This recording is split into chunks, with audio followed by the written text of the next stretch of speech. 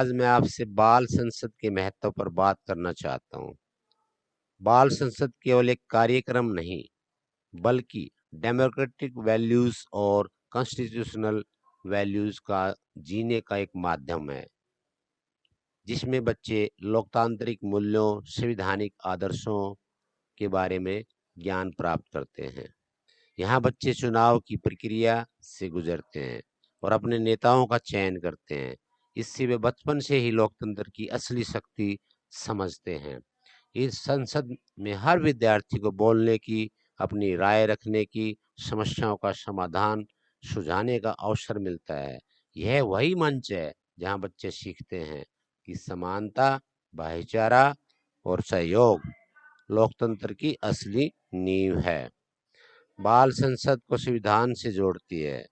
प्रस्तावना के आदर्श जैसे न्याय, स्वतंत्रता, समानता और बंधुत्व को अपने दैनिक जीवन में वो अनुभव करते हैं।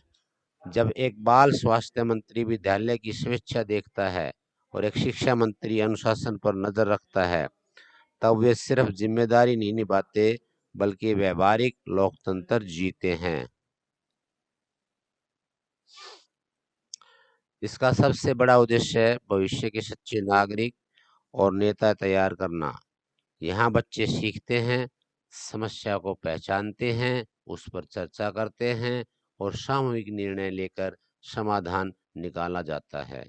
विद्यार्थियों, याद रखिए, बाल संसद आपको सिर्फ नेतृत्व नहीं सिखाती, बल्कि जिम्मेदार नागरिक बनने का मार्ग दिखाती है।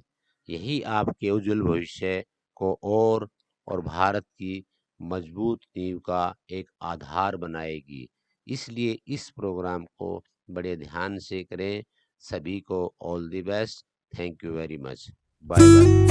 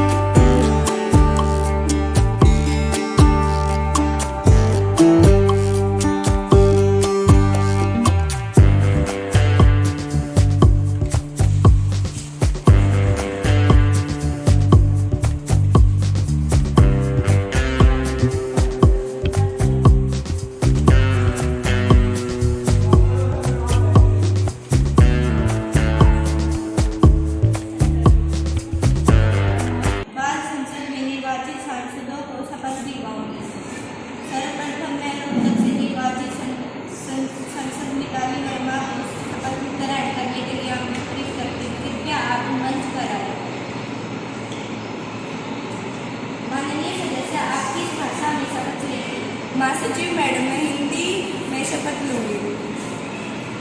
मैं मिताली वर्मा बाल संसद में सांसद निर्वाचित हुई हूँ।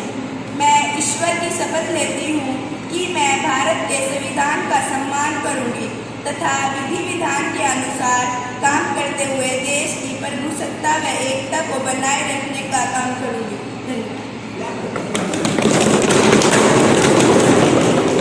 अब मैं अम्बाला से निर्वाचित सांसद नैन्सी को शपथ ग्रहण करने के लिए आमंत्रित करती हूँ।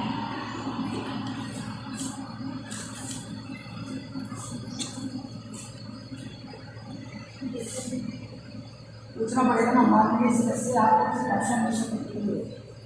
माननीय सदस्य, आप कौन सी भाषा में शपथ लेंगे? महासचिव मैडम, मैं अंग्रेजी में शपथ लूंगी। Myself Nancy, having been elected as a member of Children Parliament. I will always give respect to my constitution. I will always work with honesty as my integrity.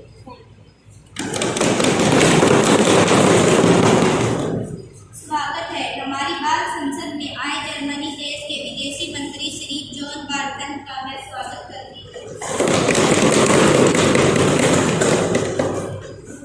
शोक प्रस्ताव 23 अगस्त 2025 को हिमाचल प्रदेश में बादल फटने जैसी भयंकर प्राकृतिक आपदा के कारण मरने वाले सैकड़ों भारतवासियों का बाल संसद के सभी सदस्य अपनी श्रद्धांजलि अर्पण करते हैं।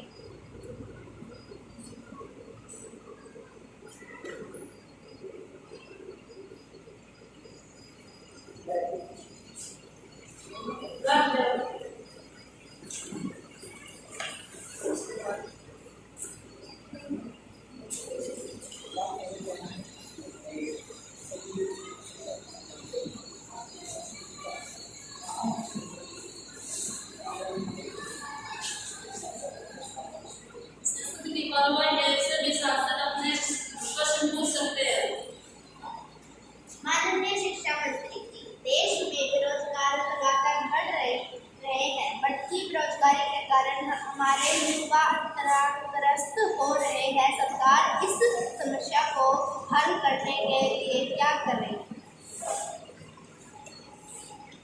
सभा में उपस्थित सदस्यों का भी नमस्कार करती हूँ।